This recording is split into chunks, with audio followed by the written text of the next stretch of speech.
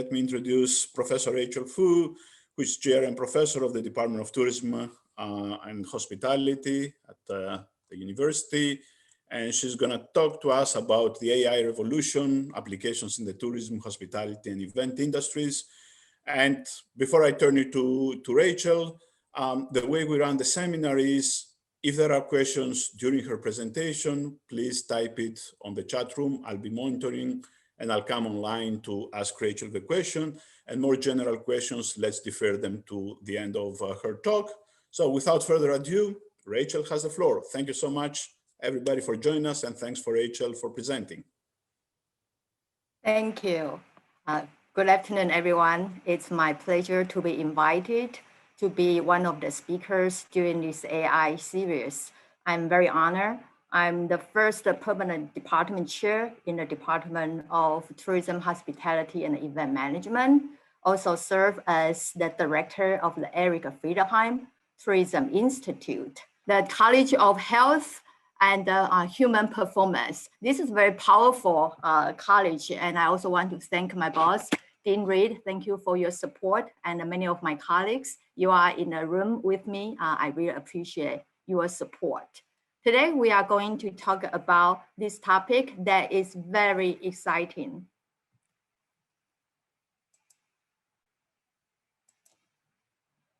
This is agenda. I would like to overview about the AI and the impact on THEM, tourism, hospitality, event industries.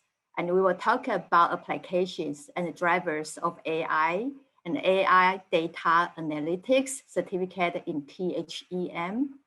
And at the end, we will be talking about the future of AI and the THEM. And of course, at the end, we will have the question and answer. The helpful tips. Please be sure to use the chat window to ask questions. I will answer them at the end of the presentations. And any questions about my talk or opportunities of research collaborations, please send me an email at Rachel, juichifu@ufl.edu. Artificial intelligence has been driving the most significant turnaround in technology in the recent years. Proper and timely AI solutions can improve efficiency, sustainability, and resilience in businesses and industries. What is AI? Probably many of you have heard about the definition several times during the semester.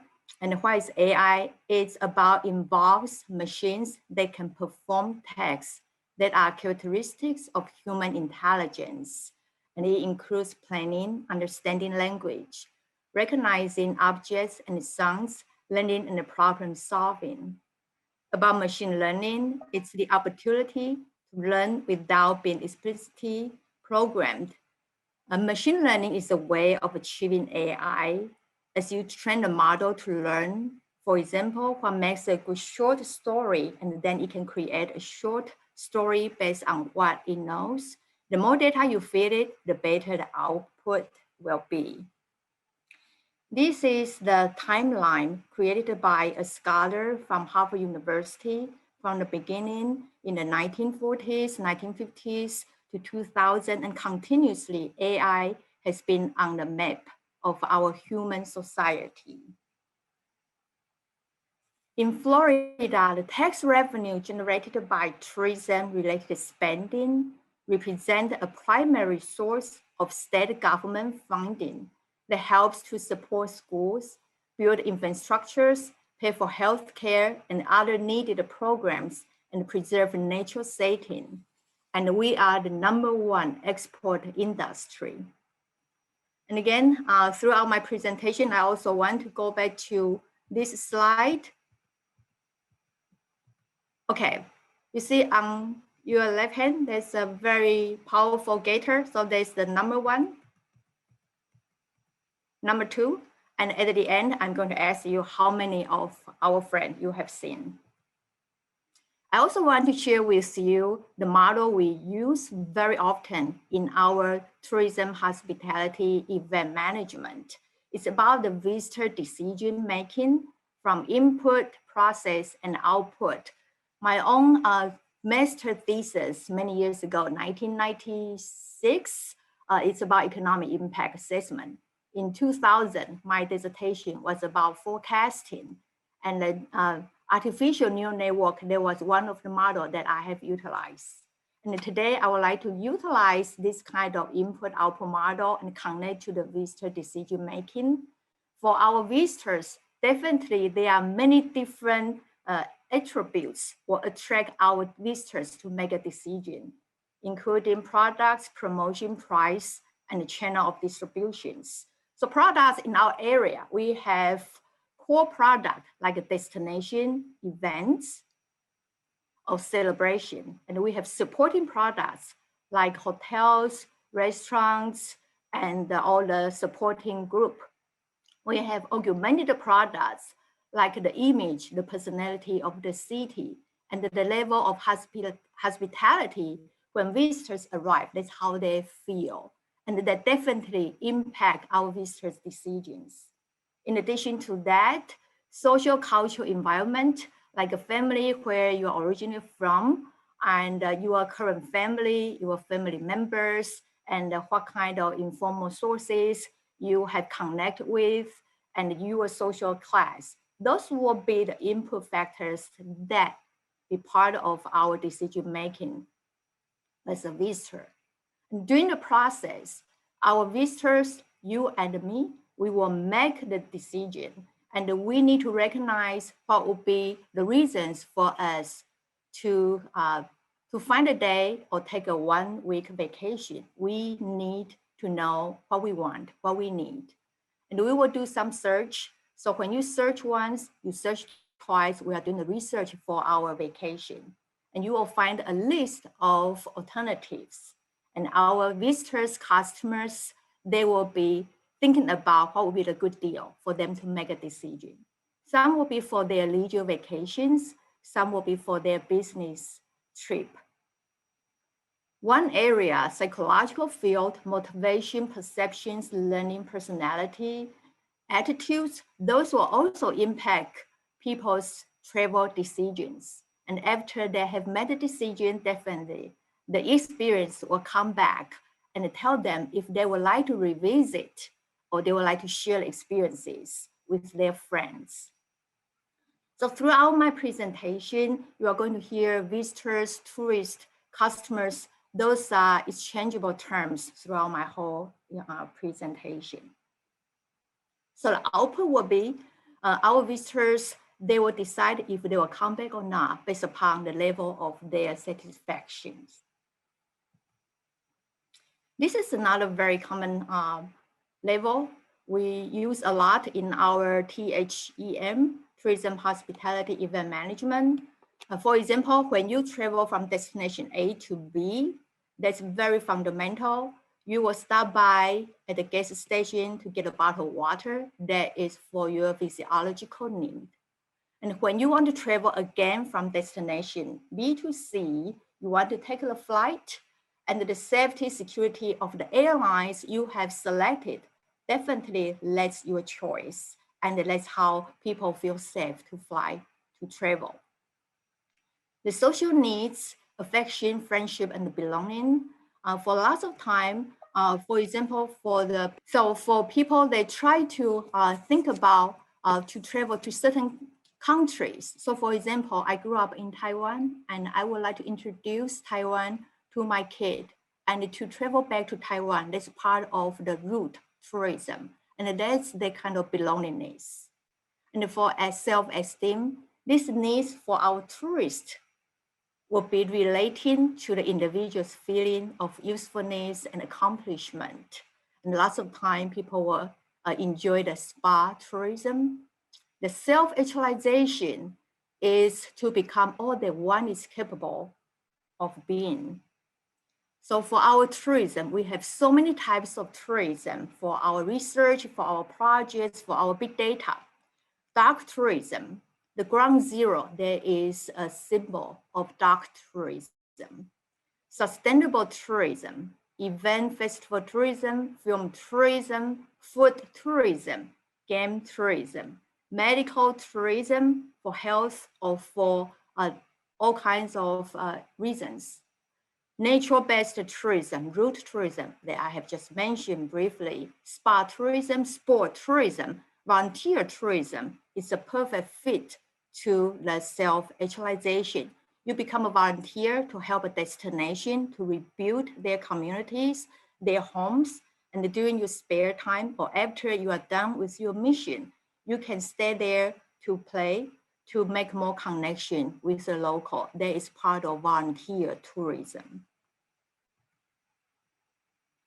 Many types of attractions, cultural attractions, natural attractions, events.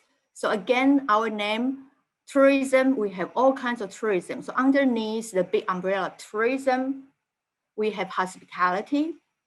Usually we'll put it as hotels and the restaurants. It's more towards supporting products. But for casino hotels, that is the major products. And for restaurants, depending on the location, it will be serving either locals or non-locals. Locals will be the residents, non-locals will be the tourists. So for attractions, that's one major product. We want to attract our visitors to our area.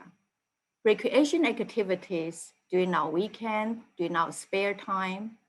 And we have entertainment attractions, theme parks, amusement parks, casino, and many others. So those are our business.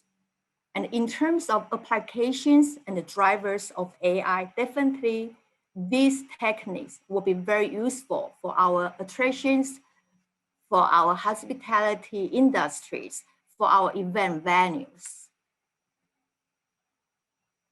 What is AI? I would like to remind you all again, AI consists of a collection of multiple technologies that allow machines to sense, comprehend, act, learn, and showcase aspects of human intelligence. AI is often characterized as a family technologies, which range from low AI applications, such as a self-service kiosk, up to fully functional human-like robot companions that are capable of detecting emotions and relating to human interactively. So today, as I mentioned earlier, you are a resident of Gainesville. Tomorrow, when you're in New York, you become a tourist. What can artificial intelligence do for you, for me, when we are on the road? So when planning trip, travelers usually browse a variety of websites, flights, hotels, and experiences. Google performs more than 90% of the web search volume. According to an Expedia study, they found that 69% of travelers turn to a search engine when starting to think about a trip. Since 1998, when Google became a search engine, the company has progressed from merely providing blue links on a web page. Google now has been collecting and building in travel services for years. Its foray into travel began in 2010, when hotel prices appeared in Google Maps. The next year, Google took another major step into the travel space by introducing Google Flights. Like Expedia, Google Flights uses a meta search engine to aggregate flights from major airlines and then take you off their site to actually book the trip. That's how Google makes money from each click on its links. The search engine will help pick the cheapest dates when displaying fares, airfares, and trends by the month or week. Pokemon Go.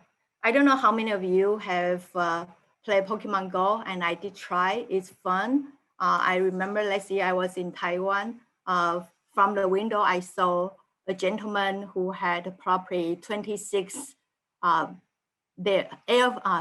cell phones with him, and he tried to catch as many Pokemons as possible.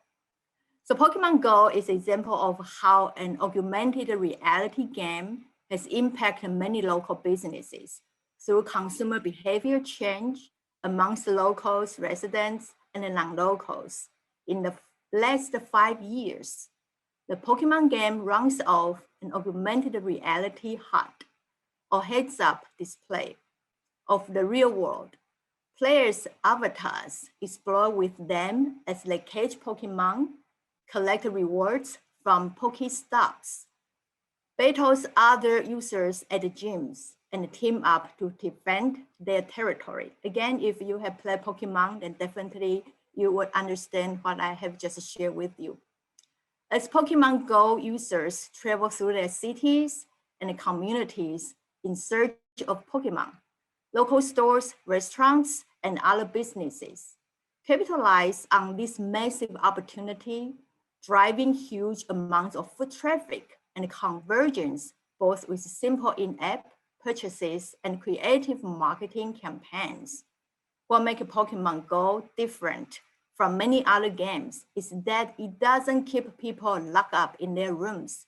For $2 an hour, business owners can have more customers than they have ever seen by becoming a Pokemon collection station. That's before the pandemic. But post-pandemic, I think this kind of helpful game may be popular again. Tourism planning. More than half of business travelers believe AI can make business trips safer, according to a new project conducted by a survey company. 52% of the respondents indicated that the use of technologies such as predictive risk alerts around natural disasters would decrease the risk of business travel. 75% said they believe AI will be the engine room of a more personalized experience. In the city of Tokyo in Japan, this is a picture from the hotel. Hana Hotel is the first hotel staffed by robots. The hotel's multilingual robots, including a dinosaur, a female figure robot, and an augmented cartoon figure, greet you upon your arrival and assist you with check-in and check-out. While the robotic arm at the cloakroom will take care of your luggage. With the use of facial recognition technology, you will enter your room without using a room key. The hotel uses state-of-the-art technologies to offer guests a high degree of comfort. This includes the smart air conditioning system, which can draw heat from your body to cool you down or keep heat from escaping your body when you feel cold. Another application in our area, current revenue management for the lodging industry has been done manually. The future trend will focus on establishing an AI-assisted revenue management that can capture the maximum benefits for the hotels based on available data sets that are related to both the hotel management and the needs of the customers. Regarding hotel wellness in the hospitality, in this picture on the right, the headband is a brain sensing for the functions of sleep tracking and the meditation equipment that helps users refocus during the day and recover overnight. An ideal future room for both residential and hotel lodging is to enhance individuals' well-being through artificial intelligence to monitor people's health and assist their relaxation and sleep by using auto music and AI bedding that can adjust the human body temperature and the body shape for a better support while creating a more restful environment. Many believe that wearable devices will eventually be able to accurately interpret human emotions in the near future. The application of this technological capacity in the wellness industry would include allowing employees to more effectively manage their workday by determining the root of their stress or knowing when to take a break. It will essentially grant individually with the ability to constantly optimize their emotional state.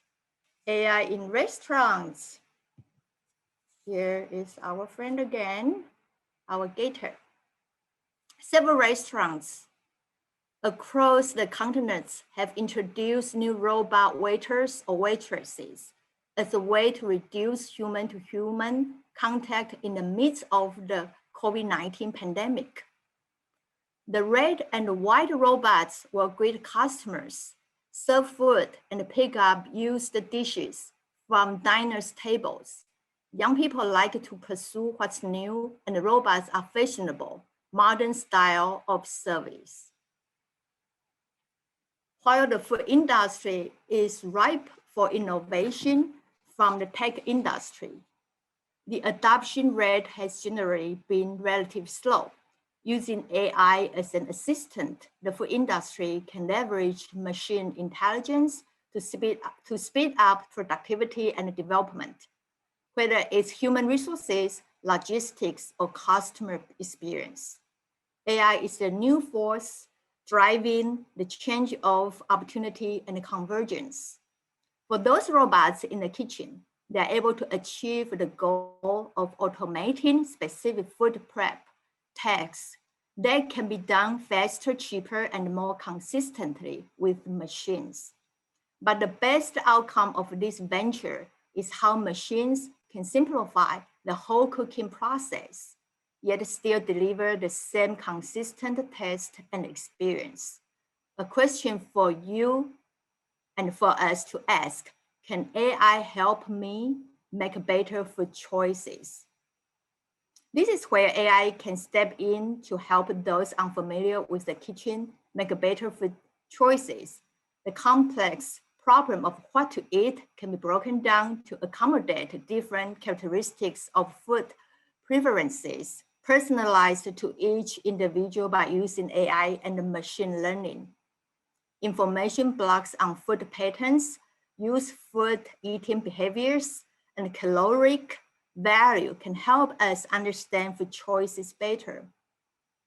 Every great chef will tell you that the importance of consistency is the most important thing in cooking. It's the consistency in cooking and the taste, which is the key to any great recipe. With AI, every dish you cook can have the same consistency and experience as your grandmom's recipe or a new recipe that you are trying out, without compromising the quality or taste.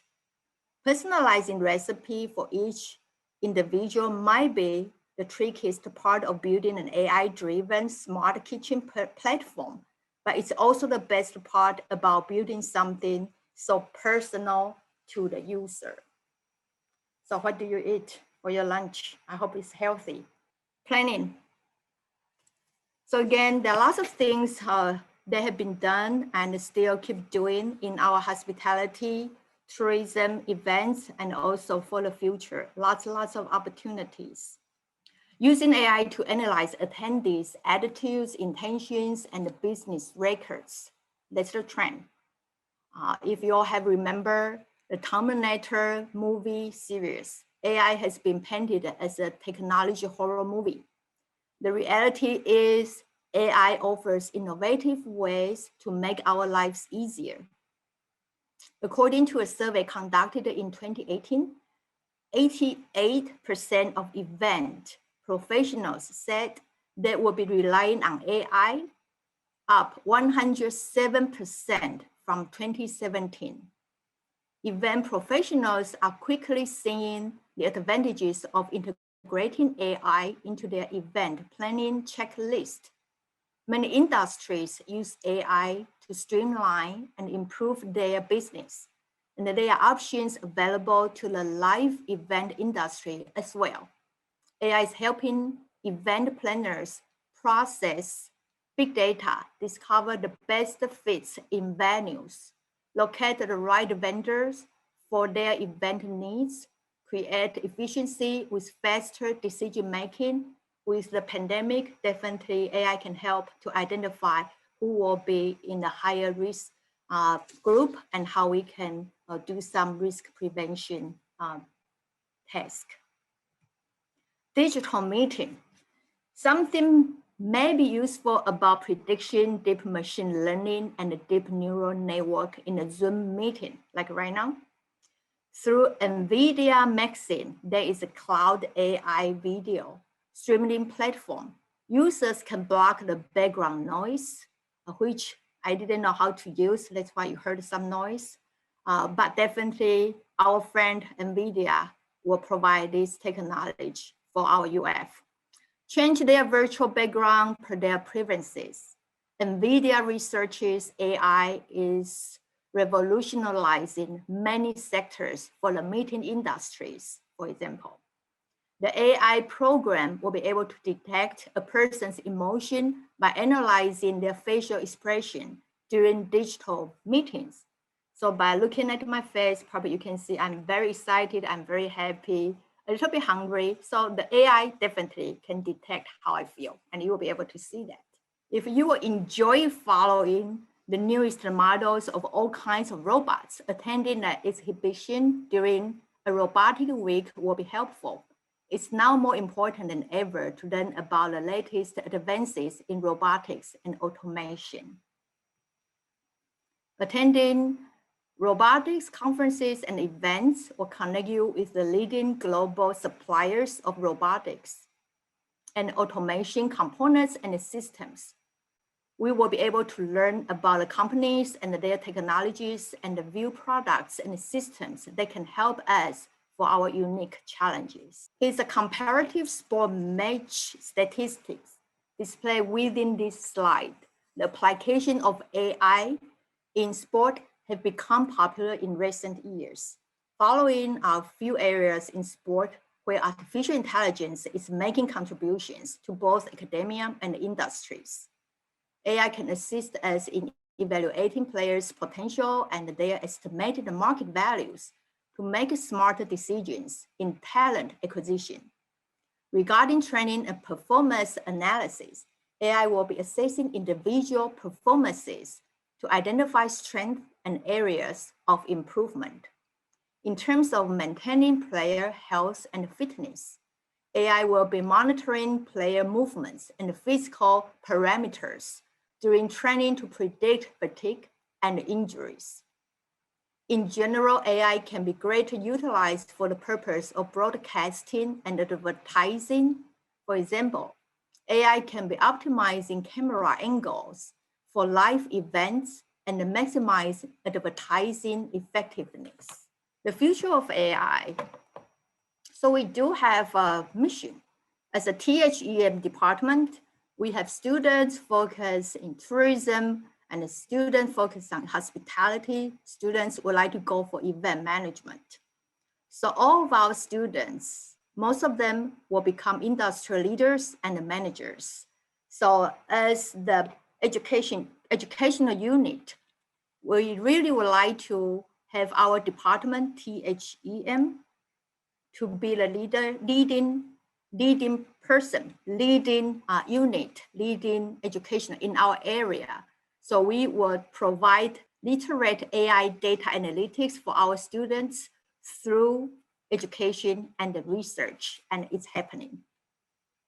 And again, I want to thank our great leaders, our dean and our dean's office. We all are really start with this AI revolution, this opportunity that's just so fantastic. As I mentioned, we are in the College of Health and Human Performance. So it's AI, how we can really enhance our health, AI, how we can enhance human performance. And the THEM is part of the movement. Our second mission, first one, of course, we are research. We want to educate students, provide all the opportunities. Our second mission is our THEM. We would like to have the platform to share knowledge between and among our industries. And our task one is to identify AI-related business opportunities.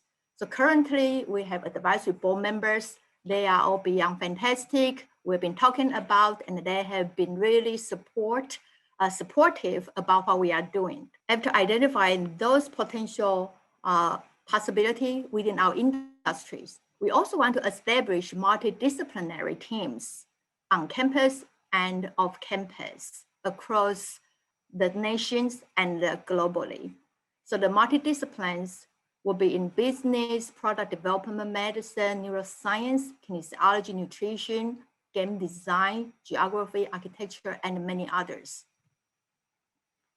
So again, three biggest industry in our human society: education, always be there; health will be always there; hospitality tourism will be there. Because when you are healthy, definitely during your spare time, what do? Yep, travel, enjoy good food, hang out with friends, and attend as many concerts as you like. So this is our second mission.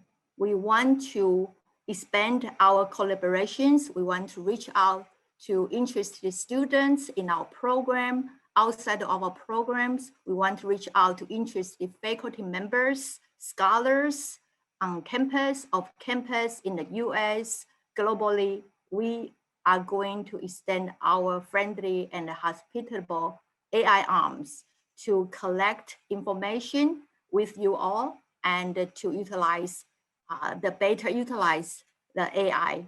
The most published areas in our THEM, lots of scholars have been doing that and more are still doing this. It's about customers' reviews through the websites, through their post images, photos, and how they will impact their travel decisions, their travel behaviors.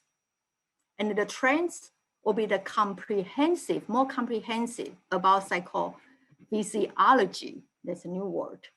So think about we are human beings and we have physical, we have spiritual component. We also have our mindful component and how our the whole flow, how they will impact each other. And again, the app and the products, that's another trend that involve AI can enhance our quality of life. This is the proposal that I have submitted along with my colleague in business school and engineering. We are in the process of collecting the data, assessing how AI data science can assist in enhancing the quality of life for tourists and residents in the coastal communities. It's still ongoing. We have been awarded with a supercomputer capacity and with technician support. So it's an ongoing project and hopefully we will be able to give you more report in the near future. So again, our THEM, we really would like to establish partnerships as much as possible, collaboratively and collectively. We see as a bridge. This is my collaborators from other institutes. They have published recently by using the AI. And for the COVID-19 pandemic, their study had expanded to the US since early 2020 and has caused national economic loss and a public health crisis. In their study, their first attempt COVID-19 case predicting model based on county level demographics, environmental, and mobility data was constructed with multiple machine learning techniques and a hybrid framework. Different scenarios were also applied to selected metropolitan counties, including New York City, Cook County in Illinois, Los Angeles County in California, and Miami-Dade County in Florida to assess the impact from lockdown, phase 1 and phase 3 reopening. The result of this project showed that for selected counties, the mobility decreased substantially after the lockdown, but kept increasing with an apparent weekly pattern. And the weekly pattern of mobility and infections implied high infections during the weekend. The impact of lockdown or reopening was also county dependent. and varied with the local pandemic. In future works, they expect to involve a longer period of data, consider more county-dependent factors, and employ more sophisticated techniques to decrease the modeling uncertainty and apply it to counties, nationally, and other countries. I perceive personally and professionally that artificial intelligence can help the business sector bring back visitors safely. So the takeaway, before I mention the takeaway, I also want to briefly talk about our THEM AI certificate.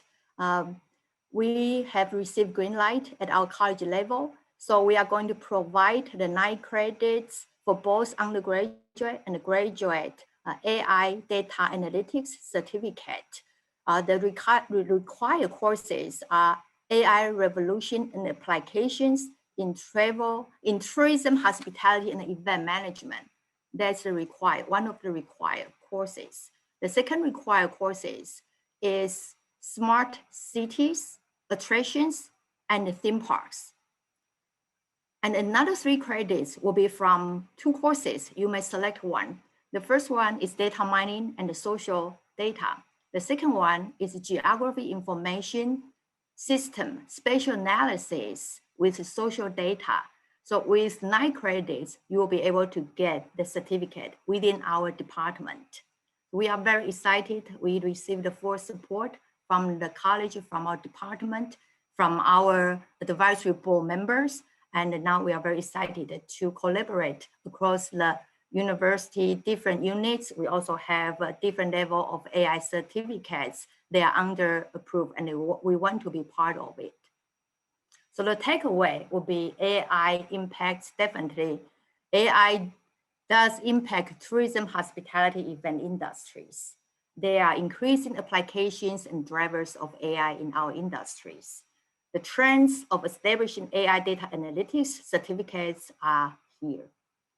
A feasible future of AI in THEM and the businesses. And finally, I would like to encourage and ask our audience today. I know you are the educators and you are in the higher education system, and several of you are our industry friends, partners. Please empower your students, faculty, empower them to keep imagining what would happen by using AI. So we are going to empowering imaginations, and they are unlimited opportunities. Thank you. Thanks much, Rachel. We have one question about privacy issues. That's the most important if you look at the chat. I mean, I'm reinterpreting a little bit the question, but essentially some of the issues that artificial intelligence and deep learning touch upon, they require a lot of, so to speak, immersive data that may start touching upon privacy issues and so forth. So if you would like to address that. Yeah, definitely. It's also under the regulation.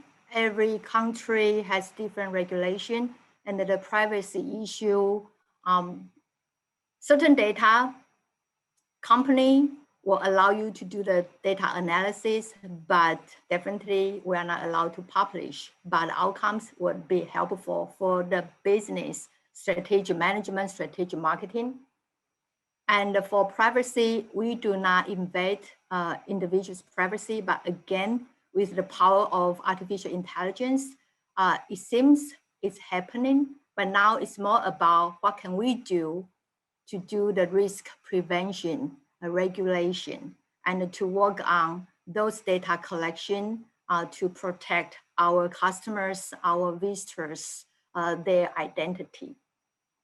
And again, for in the coming decade, I would say it seems like every 10 years, there's one movement. I recall 2000, that's the year or even earlier, the hotel industry, they will be very thrilled when they say we have internet connection. So there's technology. And to 2008 is sustainability, how to utilize the green energies to maximize the economic impacts, revenues, to minimize environmental impacts. And then now another 10 years, we are in the AI era. So the risk prevention, especially protect the customers, that's a must have. So at the same time, when we are collecting the data to help the business in hospitality tourism, to have better understanding about tourist behaviors, how do they make decisions, what will be their next incoming destinations, and what will be their budget range, and how many people will be traveling with them. This kind of data, when you are putting into your request, the AI is capturing. So again, the privacy is not easy to protect 100%, but definitely we do have the right to that whatever the cookies or maybe the company to click on the, I am not going to let you release my personal information. I think we do have the right to click on that box. Yeah. The next is the $1 trillion question of AI potentially replacing many entry-level positions in the industry. Any thought? I'm sorry, so George, the question is, yeah, the question is about that AI may replace a number of entry-level positions in the industry, you know, front desk positions and so forth, because everything becomes automated. So that's creates a lot of both anxiety and you know, how things are going to play out. Any thoughts on that? Yes, some studies have indicated that about, I would say, entry level, perhaps somewhere between 20–25%, those the front lines could be easily replaced by AI, by the robots. And that is the reality. So that's why for the higher education, we are at the stage of preparing our future leaders. So we want to ensure that our students will understand how to operate the machines, how to connect with robots, how to tell robots what to do instead of doing the cleaning by yourself. I think that is the changes in the industry. And for that, with this virus, using robots, using AI technologies definitely will enhance the health safety measurement, and that's a reality as well. Maybe, Rachel, you're reading the latest question by Narashi. So essentially, it focuses on whether there are a particular categorization of security concerns and how they're mitigated by AI. Yeah, the facial recognition, in several countries, the facial recognitions are quite popular and acceptable at a different level. And for example, since 2003, the SARS happened in Hong Kong, China.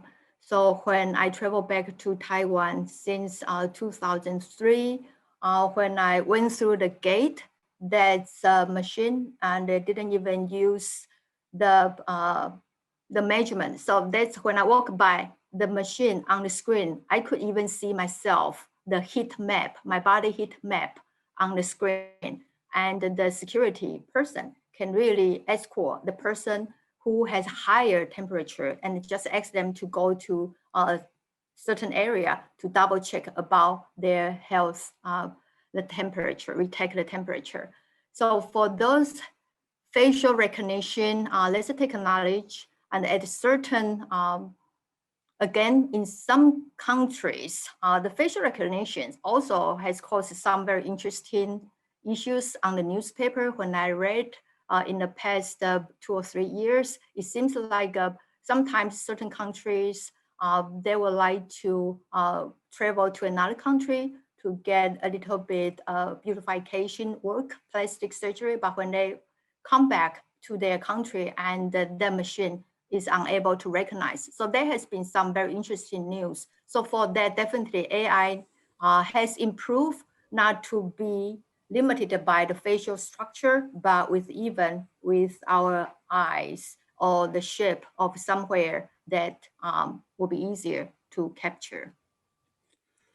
So I have a slightly different question. In the domain that of applications that you outlined, what are the opportunities for researchers from other fields to engage in and collaborate with experts like you or your colleagues?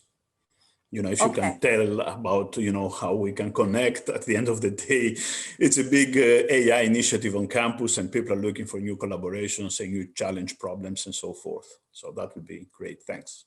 Okay. First of all, send me an email and let me know if you would like to become our friends, our partners. Definitely love to make connection with you. RACHELJUICHIFU@ufl.edu. And definitely, I also would like to ask all of you to think about, for our Florida, the state of Florida, we have 100 million visitors per year. That's a lot. That's a lot. And for how we can keep our business coming, AI will play a very important role for us to enhance the quality of services and the smart technologies. And for different areas, as I mentioned earlier, education, that's definitely one of the biggest industry. Another one, healthcare, will be always there. Hospitality, tourism, events will always be there because that's part of our human society. So how can we collaborate?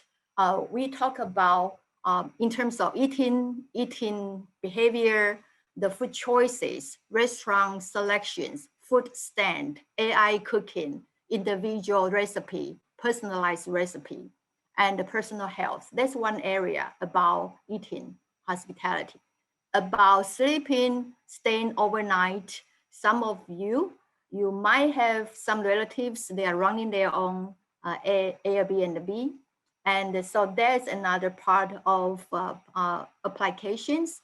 So for example, Airbnb and Lyft and the Uber, their products are the online app. They collect the connections. They are selling the products when they do not own the products. That is the idea. So I would say how to collaborate with each other is think about where we are. We are in the state of Florida. Tourism, travel, hospitality, events, entertainment, amusement park is always there, and how we really can make this to extend to enhance the quality of our lives. So not only for the visitors, and again, for our state of Florida, we have lots of retired population. People are coming to retire here. So not only for the tourism industry, but for our residential life. I don't know how you would like to plan your life. For me, Florida, definitely I'm coming here, and I really hope that I will retire here. It's a perfect weather, love it. So there's some opportunities to think about how we can do these collaborations. And for on the screen, you could see my boss, Dr. Mike Reed. He is also a major contact that if you are interested with connecting with our HHP, College of Health and Human Performance, definitely Dean Reed is fantastic. He is a visionary leader and he is a big person who is guiding us toward the AI direction. So we have quite open armed for every opportunities. Thanks, Rachel. A couple of questions. One of them is a follow-up, but I'll first switch to the one that says, you know, there is a big discussion about algorithmic bias in all these AI algorithms. What are the concerns as AI is applied to the broader area of tourism, events, and so on and so forth about these biases, and are there efforts to mitigate them, potential algorithmic bias? Again, back to the policy development and about the AI can, I would say AI can take care part of a human works, that when it's dangerous, when it's not easy to deliver, that's been very helpful. But in terms of replacement, I would say at this moment, those robots, they are very beautiful, they are useful, they do their job very well, but they still cannot replace the nature of our hands. So there's a human touch. So the connection about using the hardware that AI can develop can be utilized for product development, and how on our side, how we can really enhance the human experience, the human connection. Because after all, when we travel, we are selling the memories, we are selling the experiences. So people are coming to spend $5,000 for 2 weeks. They are taking home with them, of course, souvenirs. That's one of our additional revenue for our retail, our products. But more than that is the memory. That's the stories we want them to share. So in terms the AI, of course, there are a few areas people are afraid of being replaced by AI, but I would say don't be afraid of, because it will not happen. We are UF, we are educating, we are preparing our students to become leaders. So what the students will need to do is to keep thinking about outside of the box. When there is a pandemic, we cannot have the in-person gathering. What can we do to have a virtual gallery, but still full of energy and excitement? That is the opportunities for us to think about. And again, when we cannot go outside to exercise with groups, but how about have an app and you know a group of people, they are running nearby, and you have the companies who are running, who are doing exercise, be part of your fellowship. So there's lots of potential for our lifestyle and the behavior. So a follow-up question on the previous question about AI displacing frontline workers and so forth. Are you or others AI scholars engaged in that work, trying sort of to evaluate what the impact will be and to the industry more broadly? And, in the question, they bring an analogy to the challenges that happen, about manufacturing that moved overseas and so forth. Yes. Within our Eric Friedheim Tourism Institute, we do have several groups, and one of the laboratory is artificial intelligence, AI, data analytics labs. So with the lab, we have varieties of scholars, and currently we have research teams. And for myself, my background is economic impacts and forecasting. So definitely using the forecasting methodology, we can forecast the amounts of AI will be adopted in our industry. The estimated number of robots will be purchased by which sector. And again, how many potential labors could be replaced? And if to be replaced, what kind of programs that we can really enhance professional development to train them not to be replaced, but to be able to utilize, upgrade their AI understanding and the knowledge. And there's a certain kind of forecasting economic impacts, how AI can impact our society and our industry. It's a trend, it's painful and lots of fear, but it's good for human beings because regardless you like or dislike, we are in the AI era, and AI is everywhere. Even we do not know it exists, it is already with us. All right, on that note, I would like to thank Rachel for a very informative talk, and all of you for attending and the insightful questions asked.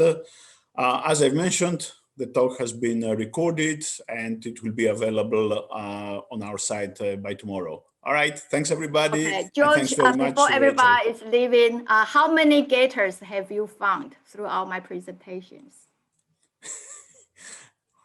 Okay, let's postpone that question for another day. 9. 9 people say, that's the consensus. Correct, Okay. correct. Okay, Great. so for those of you got it right, we are going to have one-on-one cafe, okay, virtually. So please Okay. send me an email. I look forward to make a connection with you, and I promise we're going to publish together. Hopefully, we will get grants together. Let's hope, and we are going to provide opportunities for our students together. Thank you all. I enjoy having you. Great. Thanks very much, everybody.